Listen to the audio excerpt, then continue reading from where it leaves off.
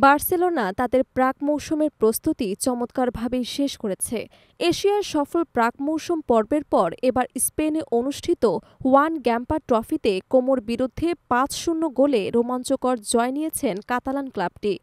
Coach Hansi ফ্লিকের নেতৃত্বে বার্সেলোনার শতভাগ জয়ের প্রসঙ্গে প্রাক মৌসুম শেষ করেছে, যা তাদের আগামী মৌসুমের জন্য বড় আত্মবিশ্বাস বয়ে আনবে। ম্যাচের শুরু থেকে দু দলই আক্রমণে দৃঢ় মনোযোগ দেখিয়েছে। প্রথম ১৫ মিনিটে গোলের সুযোগ পেয়ে দুই দলই তা কাজে লাগাতে পারেনি, কিন্তু ২০ মিনিটে ম্যাচের গতিপথ পুরোপুরি বদলে যায়। কোমোর ভুল পাস থেকে দ্রুত বল দখল করে ফেরমিন লোপেজ দূর থেকে দুর্দান্ত শটে বল জালে জড়ান, যা বার্সেলোনাকে এগিয়ে দেয় ১-০ গোলে। ৩৫ মিনিটে ফেরমিন আবারও একবার দলের হয়ে জাদু দেখান। ফ্রেঙ্কি ডি ইংয়ের দ্রুত কাটব্যাক পাস পেয়ে বক্সের বাইরে থেকে তিনি বলকে গোলকিপারের উপরের কোণায় পাঠান, যা দলের দ্বিতীয় গোল হিসেবে রেকর্ড হয়। মাত্র ২ মিনিট পর ফেরমিনের অ্যাসিস্টে মার্কাস রাফিনিয়ারের কাছে বল পাস করেন এবং রাফিনিয়া সহজেই গোল করেন। ৪২ মিনিটে রাফিয়া প্রতিপক্ষের কাছ থেকে বল ছিনিয়ে নিয়ে ইয়ামালের কাছে দেন। ইয়ামাল খালি পোস্টে বল ঠেলে স্কোর ৪-০ করেন।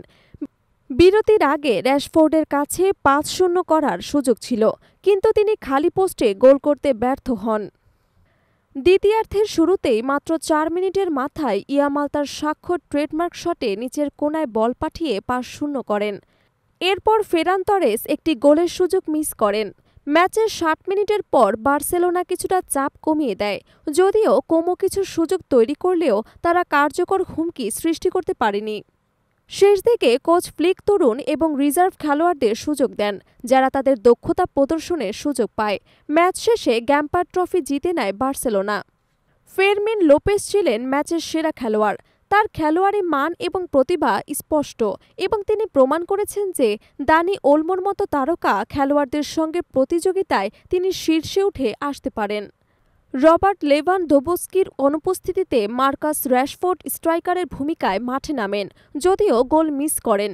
তবে রাফিনিয়ার জন্য দেয়া তার অসাধারণ অ্যাসিস্ট ছিল ম্যাচের সেরা মুহূর্তগুলোর একটি। গোলকিপার হুয়ান গার্সিয়া ম্যাচের শুরুতে কয়েকটি গুরুত্বপূর্ণ সেভ করেন, যদিও পরবর্তী সময়ে তাকে ঠিক তেমন কঠিন পরীক্ষায় পড়তে হয়নি। বার্সেলোনা প্রাক মৌসুমের ৪ ম্যাচ খেলেছে এবং ৪টিতেই জয় পেয়েছে। এ যেন তাদের শক্তি এবং দলের প্রস্তুতির সুনিশ্চিত ইঙ্গিত। আগামী শনিবার লা লিগার প্রথম ম্যাচে মায়োকার মাঠে নামবেন।